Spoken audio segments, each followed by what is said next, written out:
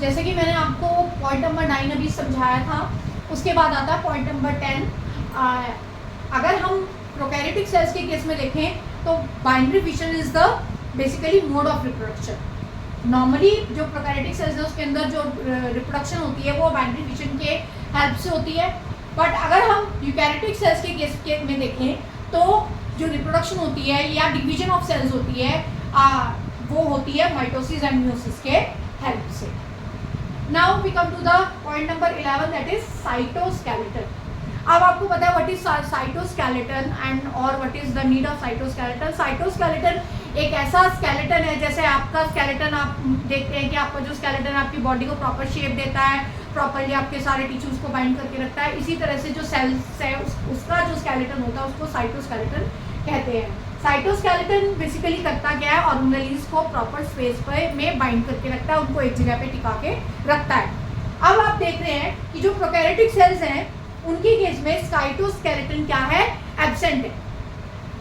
अब क्योंकि आपको पता है कि साइटोस्केलेटन इज एब्सेंट, और क्यों एब्सेंट है वो भी आप जानते हैं, क्योंकि there is not any single you can say that कि organelle is present, so cytoskeleton is absent। क्योंकि ऑर्गेनेल्स नहीं है, उनकी जरूरत नहीं है, तो साइटोस्केलेटन क्या है, एब्सेंट है। बट अगर आप यूकैरियोटिक सेल्स के केस में देखें, उनकी बात करें तो साइटोस्केलेटन क्या है, प्रेजेंट है। अब ऐसा आपको पता चल ही गया होगा, क्योंकि मैंने आपको पहले ही बताया था कि जो यूकैरियोटिक सेल्स हैं वो उनके केस में सारी की सारी ऑर्गेनेल्स क्या होती है, प्रॉपरली प्रेजेंट होती है। तो उन ऑर्गेनेल्स को बाइंड करने के लिए क्या चाहिए, प्रॉपर एक मटेरियल चाहिए।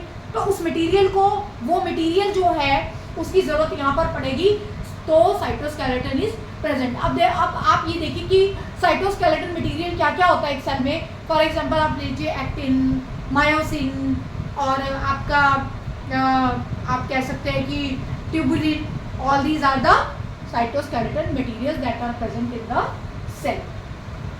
अभी तो हमने बेसिकली क्या किया था कि दोनों को डिफरेंशिएट किया था, प्रोकैरियोटिक सेल्स को और यूकैरियोटिक सेल को। अब मैं आपसे कुछ पॉइंट्स डिस्कस करने वाली हूँ जिसमें हम दोनों में सिमिलैरिटीज़ की बात करते हैं। सबसे पहले अगर आप देखेंगे तो सबसे पहला जो दोनों के बीच में सिमिलैरिटीज़ होती है, दोनों सेल्स के बीच में, प्रोकैरियोटिक और यूकैरियोटिक सेल्स के बीच में, DNA material is present. DNA material क्या होता है, प्रेजेंट होता है। Although in prokaryotic cells not a proper nucleus is present, but DNA material is present in the form of nucleoid, and in this case DNA material is present in the form of nucleus।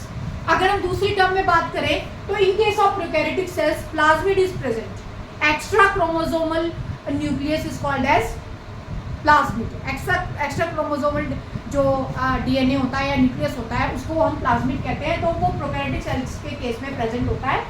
अगर हम eukaryotic cells के case में देखें तो भी आपका extra chromosomal DNA present होता है, प्लाज्मिड प्रेजेंट होता है, but in case of yeast is a kind of fungus होती है यीस्ट। अगर हम फ्लैजेला की बात करें तो फ्लैजेला प्रोकैरियोटिक सेल में भी प्रेजेंट होती है और यूकैरियोटिक सेल में भी प्रेजेंट होती है।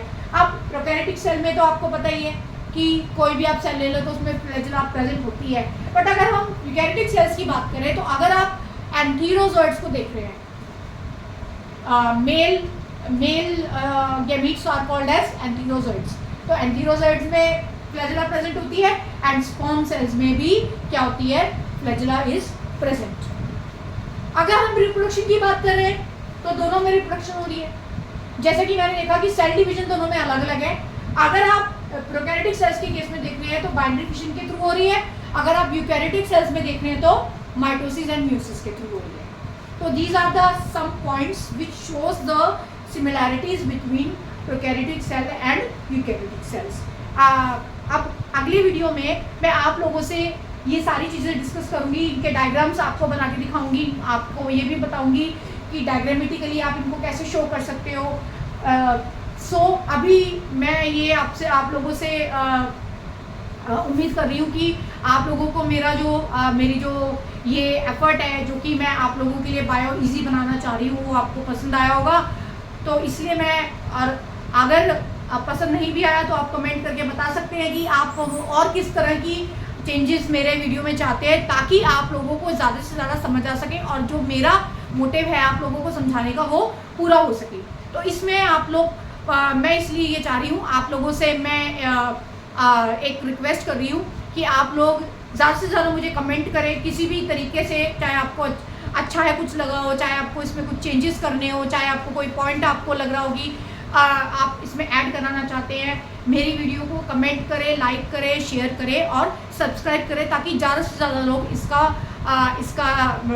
फ़ायदा उठा सकें और उनके लिए बायोलॉजी क्या हो सके एक इजी मेथड या एक इजी टॉपिक बायोलॉजी से रिलेटेड कोई भी हो सके। Thank you so much, bye bye.